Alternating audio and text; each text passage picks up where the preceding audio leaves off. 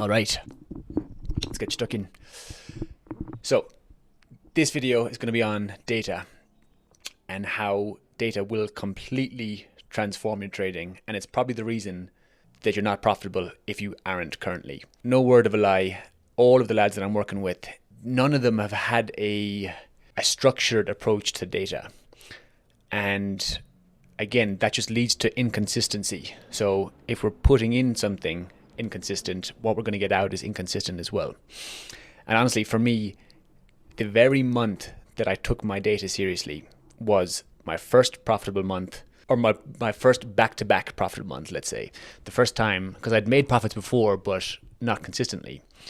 That was the beginning of my consistency. What I'm trying to say is that data has been the biggest game changer completely to my trading. So I want to touch on some stuff, and this will leave you with a better structure or a better understanding of how we actually use the data. So the first thing I want to clarify is the difference between a rule and a confluence. So a rule is something that has to be present when we're taking a trade. Our rules should be simple. Our rules, we shouldn't have more than, I would say, max 4 to 5 rules. Even with 5, that's a lot. Like, we really want the rules to be the simplest things ever. Something that we can repeat, that's mechanical, that we can do it over and over again. A confluence then is what can be present. So the rule has to be present, confluence can be present. And the confluences are what we track. So the rule is something that stays, it's always there. And then the confluences are the things that we test to see, okay, which combination of these, let's say, will give me the best win rate, the best profit, etc.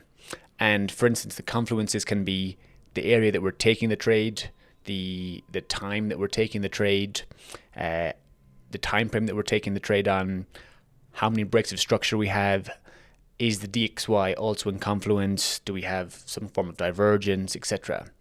So they won't be there all the time, but over 10, 20, 50, 100 trades, we can start to see, okay, once we have, my rules are there, of course, but then once I have this combination of confluences, my win rate's actually higher. So when they're present, I'll actually push the boat a little bit and put on 1.5% instead of 1%.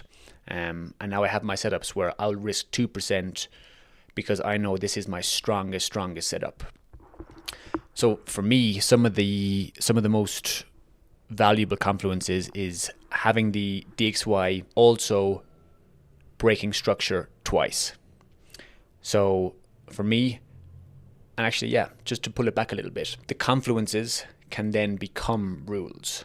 So for instance, for me, my old lower time frame strategy or rules for entry were price extends to an area, then has a break of structure at the beginning of a new 15-minute candle. That was it. Simple rules. And then I would then take that trade over and over again and then just record, okay, did we have volume into the extreme? Did we leave a fair value gap? Did we also break structure on the 5-minute? Was the DXY in confluence? How many breaks of structure do we have? And then over taking these trades over a period of a few months. That initially, those very simple rules, price extends to an area, has a break of structure at the beginning of a new 15-minute candle, that had a win rate of high 30s, low 40s. I was still making withdrawals with that. Again, the win rate does not matter. Like, we do not need a 70% win rate to be profitable in trading. With a high 30% win rate, I was still withdrawing about 2 to 3% per month. Of course, we can work with that, but again, the win rate is not necessary. I had a call with 2 guys this week. Both of them had a win rate of floating around 30. And that isn't an issue. That genuinely is not an issue. It's an issue if we're not recording the data accurately and then taking the same thing over and over again. A 30% win rate is a problem if sometimes we're taking this trade, sometimes we're taking that trade, and it's 30% because we don't actually fucking have a structure. Then that's a problem. A 30% win rate on a mechanical system where we're tracking every confluence, every variable, let's say, that is completely fine because that's data. As long as we have the data and the data is accurate, all we have to do is fix what's broken. Do more of what works, less of what doesn't. That initial entry that I had, that setup, the one that had about a high 30s, low 40s win rate, that is part of my system now.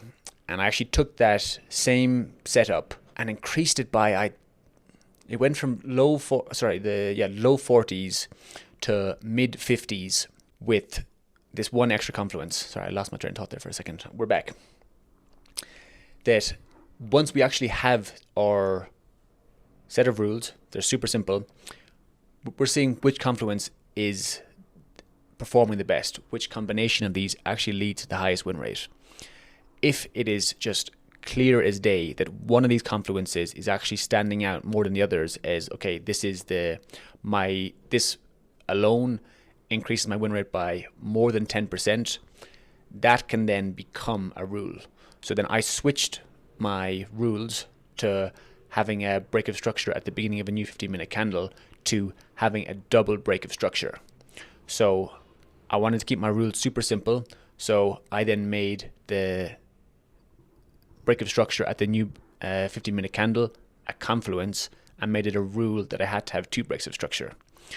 So the data told me that. The data told me that because I was tracking both, I was tracking, okay, if we have a break of structure at the beginning of a 15-minute candle, this is my win rate. And it was, again, let's say around 40%. If I wait for a double break of structure, it goes to 50%, of course, with other variables. And then from 50%, if we also have coiled volume at the extreme, if we have sideways behavior at the extreme, if we have volume into the extreme, if we invert a fair value gap, the setup can go up to 65% win rate. Then if I also include the fact that we're taking this setup after we've false broken a monthly high or low, honestly, it's pushing like 80% win rate on that. And it's just from same rules for entry, exact same thing, but at different areas, at different times, using different areas of interest, etc. So one of the most important things that we can do is get clear on our list of confluences, is really define the difference between our rules and our confluences. So if you have more than 5 rules, do your best just to, if I can just chop them out, like remove something, trim the fat. Which of those rules can become a confluence? Which of them doesn't have to be there for you to take the trade? And then on your confluences, just sit there and think of, okay, what is any variable that I could potentially track, let's say? Like, am I taking this in the first hour, second hour, third hour? Again, standard stuff like tracking the days, etc. A really useful one also is which 15-minute candle did we enter in on? Was it the first 15-minute candle of the hour? Was it the 30-minute? Was it the 45, etc.? That's a useful data point. And then just keep going with that train of thought. Look at a setup. Go into your playbook and just open it up and think, okay, one ideal trade here and another one beside it. Look at the difference between those two and literally spot the difference and just think, okay, what is present in this one that isn't in this one? That then becomes a confluence we can track. So let's say this one is at a previous day's high, this one isn't. This one is on an EMA, this one isn't. This one has a 5-minute break of structure, this one here doesn't. And then we start to see, okay, my rules are the same for both of these setups, yet there's certain differences.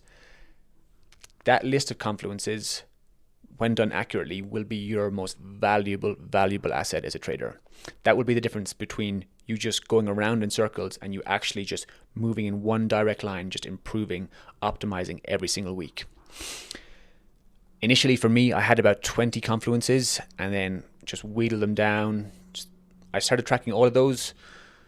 Again, with data, it's not just tracking everything, it's tracking the important stuff. So we want to see which of these actually is making a difference. And then let's say after a week, you'll be able to remove at least half of them. Now I'm sitting at around 11 or 12 confluences, which I'm tracking, which is even still a lot. I'll be looking to remove maybe 2 or 3 of those, just so then it's like, okay, I'm tracking these 7 things, let's say, which of these 7 things is the most important? And yeah, for me, I can already tell from my data that coiled volume at the extreme, so sideways behavior, volume into the extreme, and the DXY confluence are my 3 most powerful confluences. So therefore, when I'm taking a trade and we've had a false break of the low of the month, we've broken structure on the hourly, we've dumped against my bias, volume into the extreme, gone sideways, had a double break of structure, I'm hitting that with 2-3%. Like I'll hit it with 2% initially, and then I'll scale in a third percent because my data is just screaming at me that this is where I make my money. So it's stupid for me not to get uncomfortably big in that position. Like, why would I not risk more on that than a normal trade, let's say, than just a regular lower time frame entry? And now I'm at the point where the data is now telling me that this lower time frame entry, it's not even really worth my time and emotional capital and all of that. So I'm literally just reverting back now to that particular setup which I just described there. And the data is what told me that.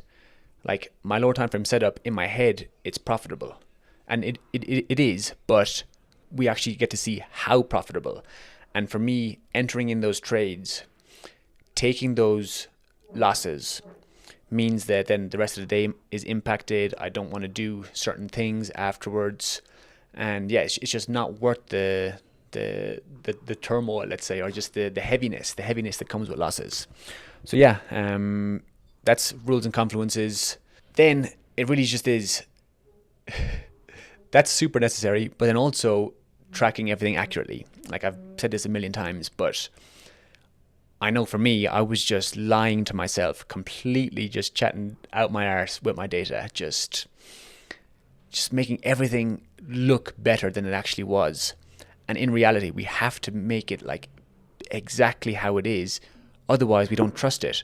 Because if our data isn't how it actually is, how are we supposed to look at that and that be our undeniable stack of proof? That's what gives us the confidence.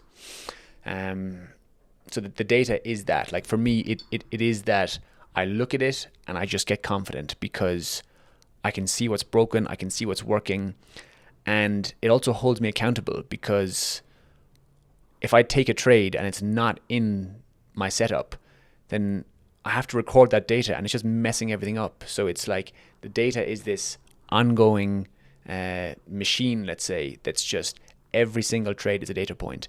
Every single trade we take, win, lose, or draw, is actually beneficial. It's adding a little bit of leverage, just 1%, just one data point every single time.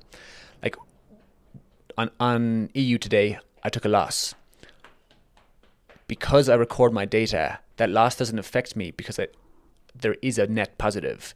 I didn't just lose 600 quid. I gained a data point. Whereas if I didn't record the data, then I generally just would be down 600 quid and then they would just feel shit. But I know that in that, there's something that's telling me, okay, do less of this, do more of this. And just in the long run, that loss is actually going to make me more money. So yeah, again, you can use my toolkit. It's the same as a spreadsheet. It's just built on Notion.